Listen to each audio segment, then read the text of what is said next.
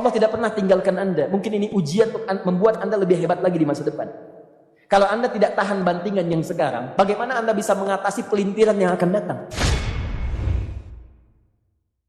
Semua keadaan jiwa kita, hati kita, perasaan-perasaan kita sudah lebih dulu bahkan pernah dirasakan oleh Nabi Muhammad SAW. Kalau Anda pernah gelisah, Nabi dulu pernah gelisah. Kalau Anda bahagia, Nabi juga pernah bahagia. Kalau Anda merasakan kekhawatiran, Nabi dulu pernah khawatir. Dan miniatur kehidupan kita sudah dicontohkan dalam perjalanan kehidupan Nabi Muhammad SAW agar kita bisa belajar mengatasi problematika kehidupan. Allahu Akbar, kalau beliau tidak diutus oleh Allah, kita tidak tahu bagaimana cara menyelesaikan pemetaan kehidupan kita hingga dengan saat ini. Bahkan satu ketika pernah beliau kemudian dalam masa yang telah panjang berdakwah, qadarullah kemudian ada wahyu yang jeda datangnya tidak seperti biasanya. Biasanya datangnya cepat, berganti hari turun wahyu, ganti pekan turun wahyu.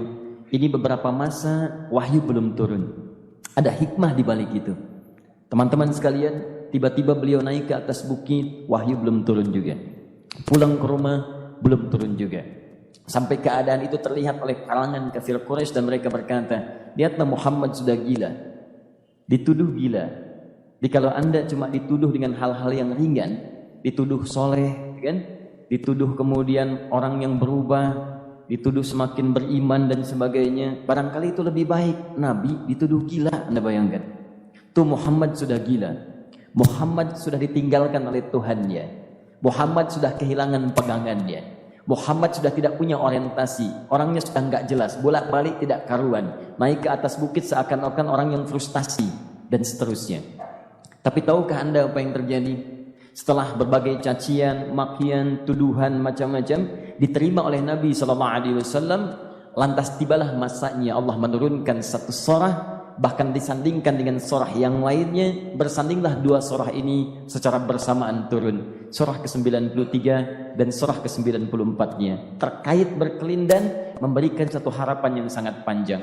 Kata Allah, wadduha wal-laili idza saja ma wadda'aka rabbuka wa ma qala walal akhiratu khairul laka minal ula walasawfa yu'tika rabbuka fatarda alam yajidka yatiman fa'awa wa wajadaka dhallan fahada wa wajadaka 'ailan fa'aghna fa ammal yatima fala taqhar wa ammas sa'ila fala tanhar wa amma bi ni'mati rabbika fahaddits. Ya Muhammad, saya bersumpah dengan waktu duha. Kalau kita baca dengan ilmu balaghahnya, itu bukan sekedar sumpah mengilustrasikan waktu duha. Karena di ilmu balaghah itu nanti ada 3 turunan ilmu. Ada disebut ilmu ma'ani, ilmu mencari kata-kata sehingga ungkapannya sesuai untuk disampaikan. Mana kata-kata yang tepat untuk disampaikan dalam konteks yang ingin dibicarakan. Itu ma'ani namanya. Kemudian setelahnya ada ilmu bayan, bagaimana mengemas kosakata yang bagus ini sehingga bisa disampaikan dengan jelas, orang tidak bingung menerimanya, paham maksudnya. Kemudian setelah itu kadang-kadang jelas kalimatnya, tapi kedengarannya tidak indah. Woi, rapatkan, woi, apa belum paham juga? Rapatkan saf. Nah, memang jelas, tapi nggak ngenakin. Maka bagaimana caranya disampaikan dengan jelas, tapi hati kita terasa nyaman, memuji. Terasanya nyaman diserahkan kepada Allah, tapi ada kebahagiaan, disampaikan tidak terasa tergurui, diperintahkan serasanya diberikan jalan untuk mendapatkan kebaikan. Maka yang ketiga disebut dengan ilmu badi' namanya. Ilmu menghiasi kalimat yang disampaikan sehingga terasa dengan nikmat. Turunannya nanti ada majaz namanya. Mengambil sebuah kalimatnya untuk diposisikan pada kalimat yang nyaman disebut dengan kinayah turunannya. Maka teman-teman kata Allah, wadduha. Diterjemahkan demi waktu duha, bukan sekedar waktu duha, karena duha itu ada cahaya yang indah, dirasakannya enak. Antum keluar waktu duha kan enak tuh, berjemur, kata orang Sunda moyan gitu kan, datang, bahkan sampai dianalisis ada vitamin D-nya bisa terasakan, ya. Kemudian setelah itu ada kenikmatan, enak suasananya, seakan-akan dunia milik sendiri, yang lain numpang. Wah, nyaman keluar itu. Baik, jadi wadduha itu ingin bersumpah mengilustrasikan waktu kenyamanan yang pernah dilalui. Kalau dalam bahasa tafsir yang luasnya, saya bersumpah Muhammad, demi segala kenikmatan yang pernah engkau rasakan dalam hidupmu, seperti engkau merasakan cahaya duha itu. Engkau pernah senang, saya bersumpah dengan kesenanganmu. Engkau pernah tenang, saya bersumpah dengan ketenanganmu. Engkau pernah nyaman, saya bersumpah dengan kenyamanan yang pernah engkau rasakan. Wal-laili idza saja. Dan aku pun bersumpah demi gelapnya malam. Demikian terjemahannya. Bukan sekedar gelapnya malam, saja itu sesuatu yang pekat. Ya, ini belakang kelihatan agak gelap nih. Untuk memberikan proyek, kesini aja Pak, saya cuma ngasih contoh. Contoh, saya bukan mengeluh, bukan, ingin memberi contoh. Ya, contoh pada ilustrasi yang mau saya sampaikan. Gak apa-apa, biarkan saja. Saya mau contoh, kasih kata saja. Ya, ini belakang agak gelap untuk memproyeksikan cahaya ke sini. Tapi yang mau saya sampaikan, kalau gelapnya begitu pekat, semua cahaya ini nggak ada. Cahaya nggak ada nih, sama sekali tidak kelihatan. Saya mau tanya pada Anda, beraktivitasnya mudah atau sulit? Mudah nggak menemukan sendal Anda di luar? Belum tentu. Menemukan jalan keluar pun belum tentu mudah. Anda mesti meraba-raba jalan. Anda mesti kemudian melihat sesuatu dengan pandangan mata hati Anda. Raba, dan sebagainya.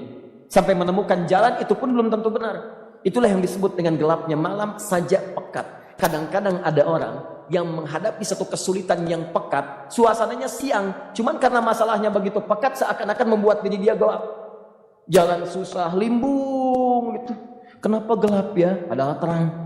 Karena masalah menggelimuti dirinya seakan-akan dia diselimuti masalah yang gelap. Bimbang dia. Makan gak enak, minum gak nyaman, dan seterusnya. Ya, biasanya makan ayam tenang, ini dikasih yang lebih enak juga rasanya pahit. Gak enak zamannya. Maka kalau kita ilustrasikan dalam suasana tadi Muhammad, saya bersumpah, engkau pernah hidup nyaman ataupun engkau mengalami masalah yang sangat pekat dalam kehidupan.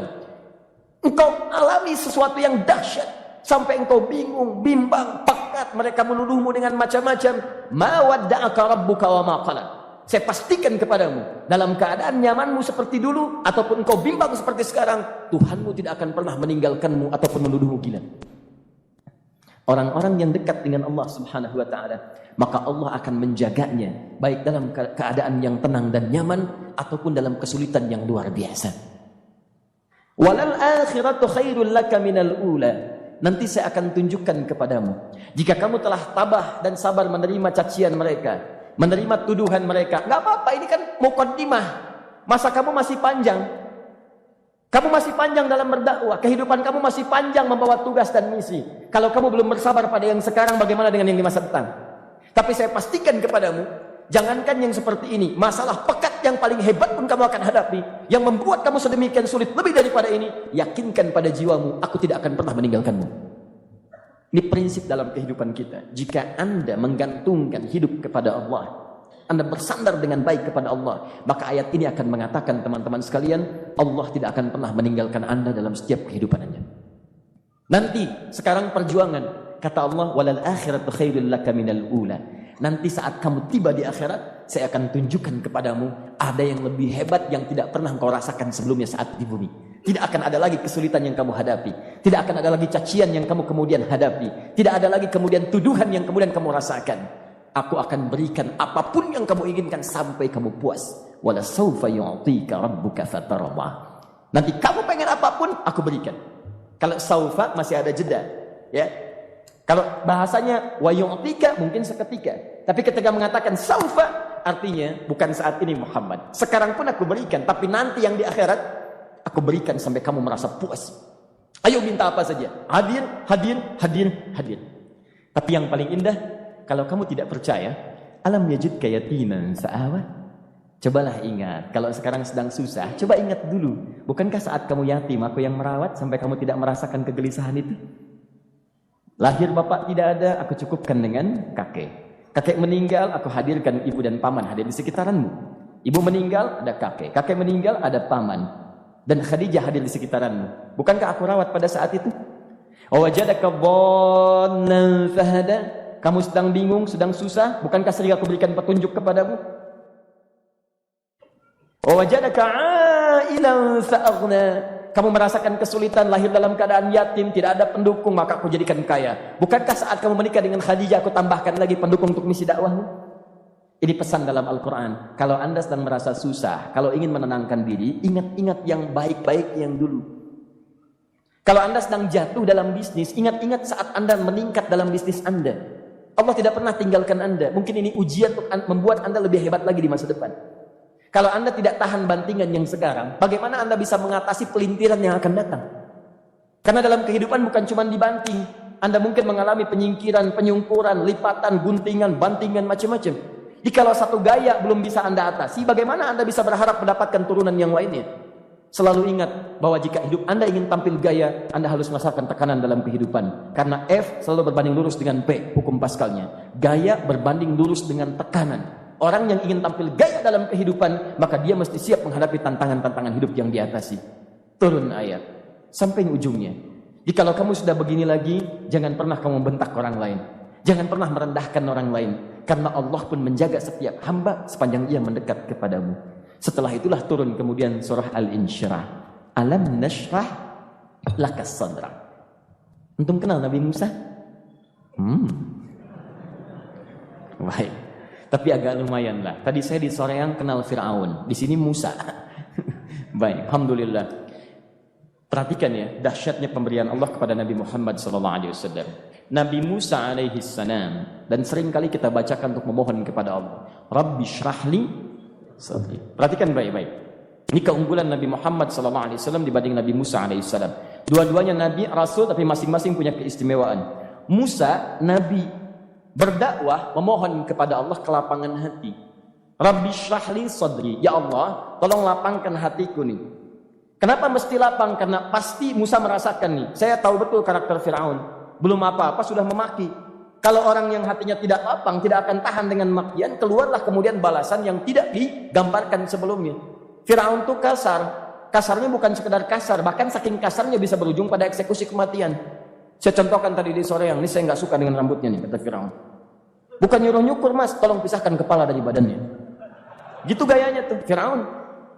Ya, bukan nggak ngenakin, susah dengan Firaun itu. Jadi kalau belum apa-apa datang Musa ke situ, hatinya tidak seluas samudra, hatinya tidak lapang, cuman seluas gelas, tidak akan sabar menerima cacian Firaun. Begitu datang dicaci, dasar anak gak tahu diri, gak tahu malu, sudah saya rawat begini. Ya Allah, saya bosan dengannya, matiin aja sekarang. Musa Nabi berdoa dikabulkan. Cuman kalau Firaun kemudian ajalnya misal wafat pada saat itu, tidak akan jadi contoh kepada kita untuk kekinian. Bagaimana orang yang bebal untuk bertobat kepada Allah Subhanahu wa Ta'ala.